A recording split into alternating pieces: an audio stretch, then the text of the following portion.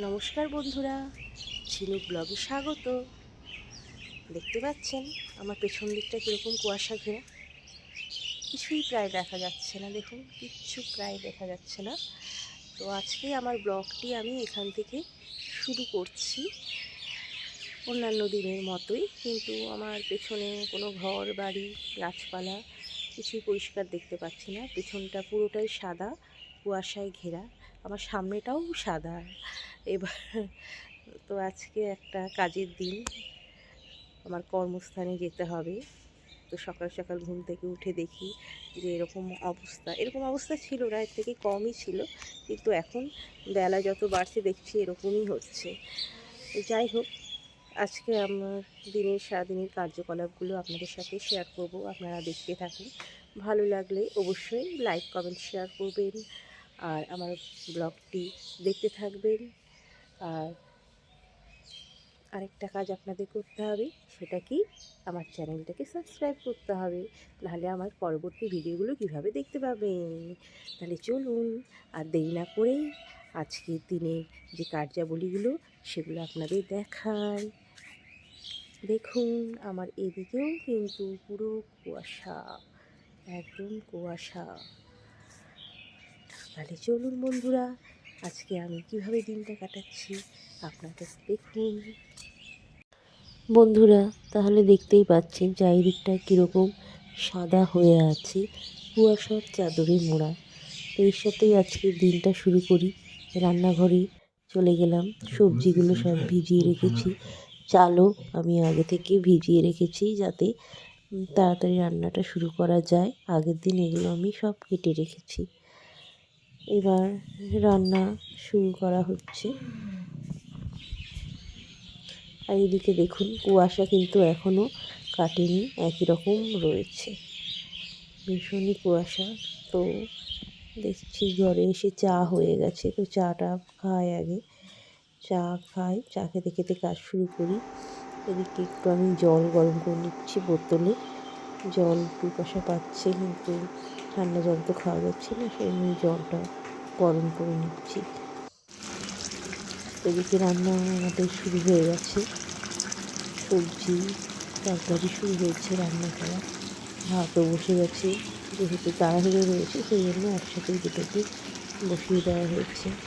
এবার আস্তে আস্তে একটু কুয়াশাটা কাটছে মনে হচ্ছে, খুব যে কেটেছে তাও নয়। যাই হোক, এদিকে মাছের ঝালের জন্য রেডি করা হয়েছে। আর এই যে টিফিন, আপেল, শাক আলু, এগুলো আজকে টিফিনের জন্য নিয়ে যাব আমি। তো এখন বাজছে হচ্ছে 8:15। আমি এত সকাল সকালই রেডি হই, ফল আমার কেটে রেডি হয়ে গেছে।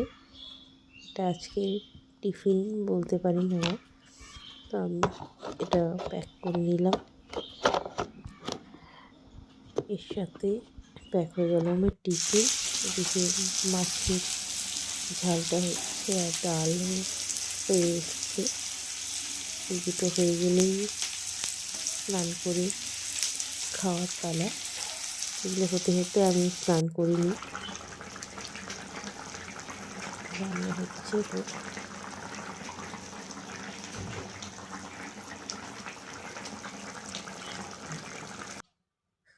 আমি রেডি হয়ে চলে এসেছি, আমার থালা রেডি। ডাল, তরকারি, মাছ এবং ভাত, এটাই আমার ব্রেকফাস্ট, লাঞ্চ সব এটাই বলতে পারেন। খাওয়ার পর এবার আমি রেডি হচ্ছি, একটু রেডি না হলে হয় না। তো আমি রেডি হয়ে এসেছি, দেখতেই পাচ্ছেন। তাড়াতাড়ি করে আমি রেডি হচ্ছি। এরপর টোটো ধরে আমি চললাম। ভীষণ ঠান্ডা বাইরেটা, আর চাদরটা এমনভাবে মোড়ানো হয়ে গেছে দেখাই যাচ্ছে। যাই হোক, এইভাবেই যেতে হবে। এবার বাসে উঠে গেছি। বাসের পেছন থেকে দেখা যাচ্ছে কুয়াশা, চারিদিকটায় কুয়াশা। বাস ছেড়ে দিল, বাস এবার চলতে শুরু করলো। এবার জানলা দিয়ে আপনারা বাইরে যাবেন, সুন্দর লাগছে।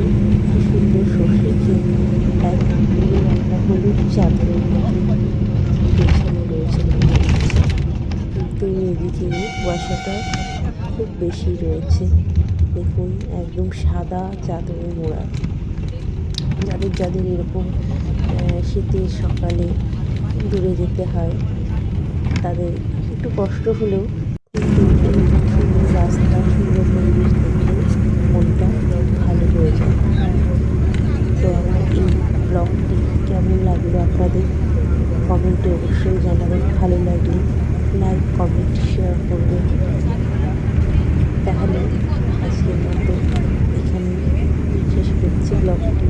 আমার বিদায় নেওয়ার পালা। আপনারা ভালো থাকবেন। টাটা।